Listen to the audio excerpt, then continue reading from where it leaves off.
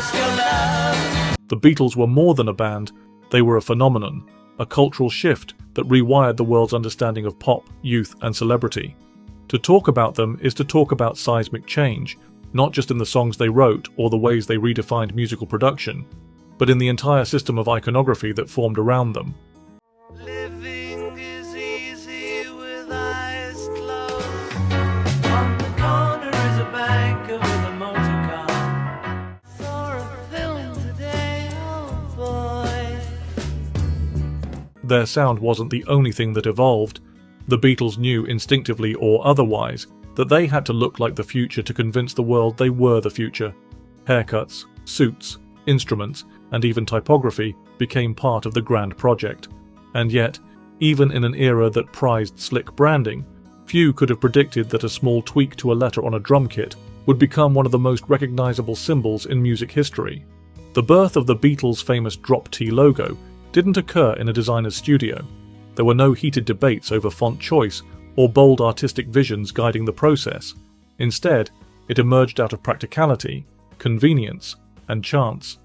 The man responsible for it, Ivor Arbiter, wasn't a designer by trade, nor a tastemaker chasing the next big thing. He was simply a music shop owner navigating another day of business. What Arbiter didn't know at the time was that his instinct for simplicity and function would land him a place, however humble, in the history of modern music. In the early 1960s, the Beatles were still transitioning from scrappy Liverpool boys into a polished act fit for mass consumption. Manager Brian Epstein had already taken the first steps by scrubbing away their rough exterior, the leather jackets, the greased hair, the general air of rebellion that surrounded their early performances in Hamburg's clubs. The band wasn't entirely pleased with the transformation. John Lennon, famously averse to compromise, didn't hide his disdain for Epstein's clean-cut vision.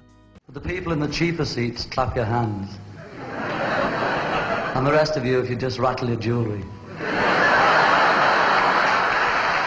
But Epstein understood something they didn't. To conquer the world, they needed to be more than talented musicians. They had to be presentable. Not just acceptable to teenage fans, but to their parents as well. And if that meant dressing the part, so be it. Yet there was more to packaging the Beatles than dressing them in matching suits. Their presentation needed a seal, a mark that could tie the visual and the musical together. It was a task that, by sheer coincidence, landed on Arbiter's lap. George Martin's decision to bring Ringo Starr into the band had been made, and with Ringo came the need for new equipment. In a meeting that has since entered Beatles folklore, Epstein and Ringo arrived at Arbiter's London music shop looking to buy a Ludwig drum kit. Ludwig was the American brand of choice for serious drummers, and Ringo, stepping into the spotlight as the group's new backbone, needed to look the part. I had a phone call from the shop to say that someone called Brian Epstein was there with a drummer, Arbiter later recalled. Here was this drummer, Ringo, Schmingo, whatever his name was. At that time, I certainly hadn't heard of the Beatles. Every band was going to be big in those days. His indifference is almost charming in hindsight, given what was about to unfold.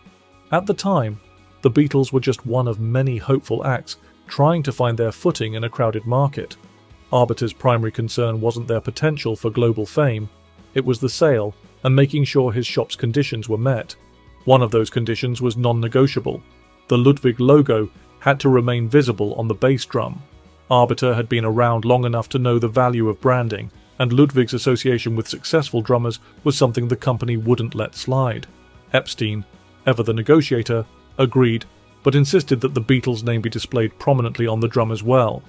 That compromise set the stage for the logo's creation. It wasn't a meticulously crafted piece of design. Arbiter didn't agonize over the details or spend sleepless nights sketching drafts. He simply took what was in front of him, a need for large, bold lettering, and made a quick adjustment that would distinguish the logo from the generic drum kit markings of other bands. He used a bold sans serif font, strong and simple, but he played with the placement of the letters. The most distinctive feature was the elongated stem of the T in Beatles, which dropped lower than the rest of the text, subtly emphasizing the B and T as focal points. The effect was clean but striking, and it gave the name a visual weight that transcended its simplicity. What makes this creation remarkable is that Arbiter himself viewed it as a throwaway job.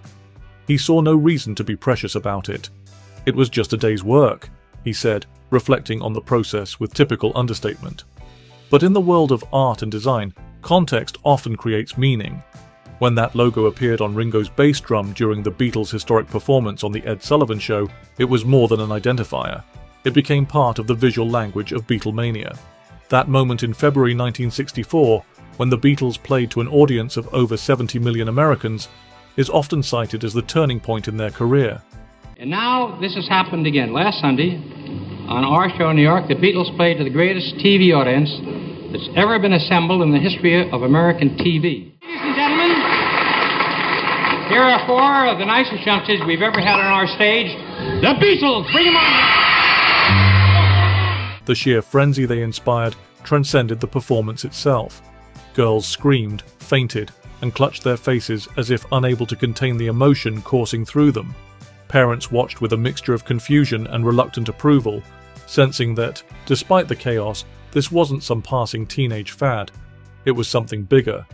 And right there at the heart of the spectacle was the Ludwig drum kit with its bold drop T logo, beaming through black and white television screens like a badge of authenticity. The power of that symbol wasn't in its complexity but in its ubiquity. Wherever the Beatles went, it followed. It appeared on posters, record sleeves, and promotional materials. The logo became shorthand for the band's presence, much like the golden M of McDonald's or the three stripes on a pair of Adidas trainers. You didn't need to read it, you felt it.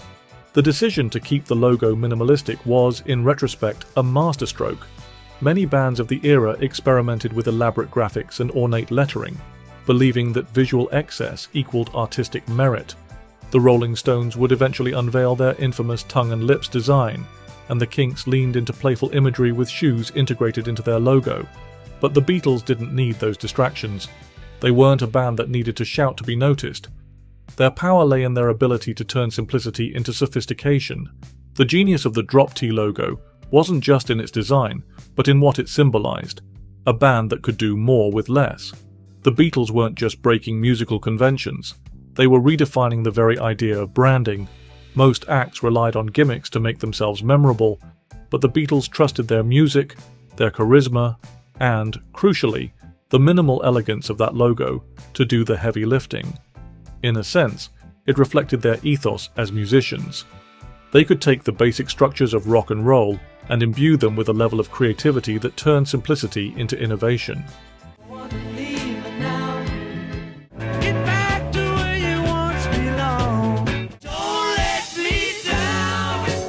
Over the years, the logo has undergone various recreations and adaptations, but its essence remains intact. The original version may no longer grace modern drum kits, but its spirit lives on in the countless reproductions plastered on t-shirts, coffee mugs, and memorabilia. It has become part of the cultural fabric, instantly recognizable and endlessly enduring. The fact that it began as an afterthought, a day's work as Arbiter put it, only adds to its mystique. Either Arbiter didn't capitalize on his role in creating the logo, and perhaps that's part of why the story resonates. He wasn't seeking recognition or fortune. He was a man doing his job, making decisions based on practicality rather than ambition. And yet, those practical decisions left an indelible mark on popular culture. To this day, when fans see that logo, they don't think of design theory or branding strategy. They think of Lennon's witty defiance, McCartney's melodic charm, Harrison's quiet genius, and Starr's steady, affable rhythm. They think of youth and rebellion, of screaming audiences and unforgettable performances. They think of a time when music wasn't just entertainment, but a revolution.